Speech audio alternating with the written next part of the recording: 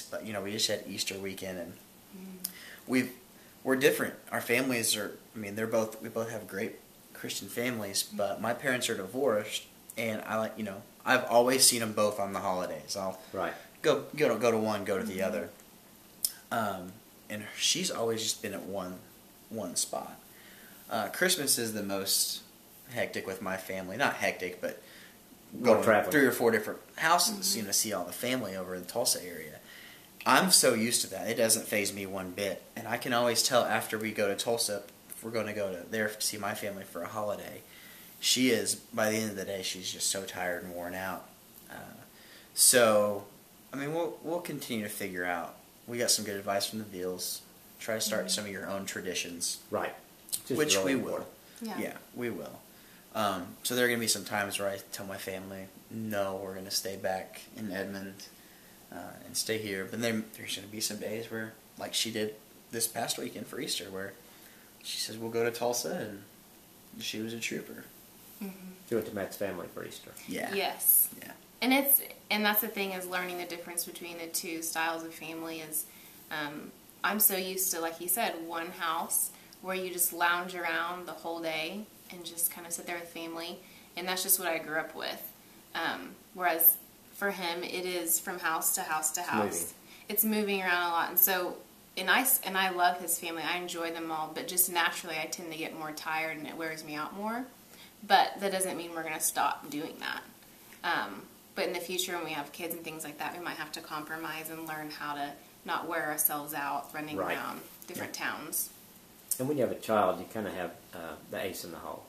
Oh, absolutely. They will come. We'll exploit if you have it, they will come. That's right. Well, then we'll be like, oh, well, we got to keep, we have the kid, we got to stay around here. We don't really take him all the way to Tulsa. Yeah.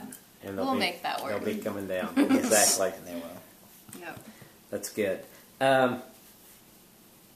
So where do you feel, have you seen God, I guess, kind of working in your marriage so far? First few weeks.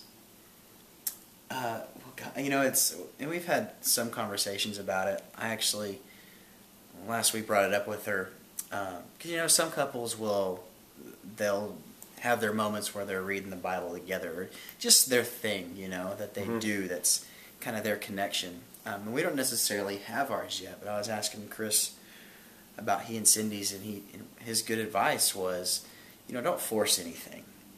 He goes, we figured ours out, it's, sitting on the porch drinking coffee, whether we're reading or whatnot, so we're just sitting there. He goes, but that didn't, we just started doing it, and then it became our thing over time. So we're still in the process of that. I think, we are getting ready to finally start up our life group, and I know that's one way that we're going to be used, and we're excited there. That's good. And then also individually, I'm going to start, I'm finding my individual passion, and I'm chasing that with getting involved with one of the high school baseball programs around here, volunteering and kind of being a mentor for them. And she encourages me.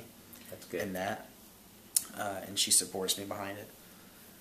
Whenever, if there's something that comes up, as far as somebody wanting me to help with something, she will give me her honest answer, saying, don't feel like you have to do this, or, don't burn yourself out. So she keeps me level-headed, because I tend to want to be a people pleaser when people need help. So she's a good balance for me there too. That's good. And it was kind of hard. I mean, I think through planning for a marriage, you spend that many months just thinking about the wedding. And we were even saying that when we got married, it was kind of, not that you lose track of God, but you kind of lose that priority because you're so involved in the wedding process.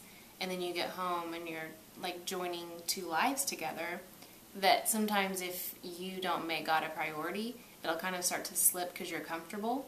Right. And that, being married is fun. And there's times where I have to constantly remind myself, you need to stay, in the Word, or you need to be talking to God more, or you need to be playing more of your, for me, I connect with the Lord on praise and worship. So I need to constantly remind myself, because we all know that in times of comfort, you can kind of ignore Him. And it's in our, deepest time of need is when we really start seeking Him the most, for some people.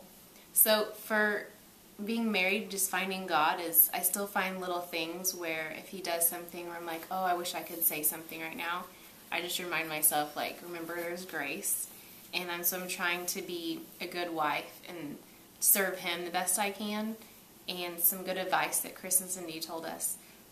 At the end of the day, do something for your spouse that you know will make their day easier. And he is so good about that. That's good. So like yesterday when we got home from a long weekend, I was exhausted and I need to go to the grocery store. And he's like, no, I'm going to go. I'll do it. So he'll do things for me around the house or run errands when he knows that he doesn't really want to do it, but he knows it'll make my life easier.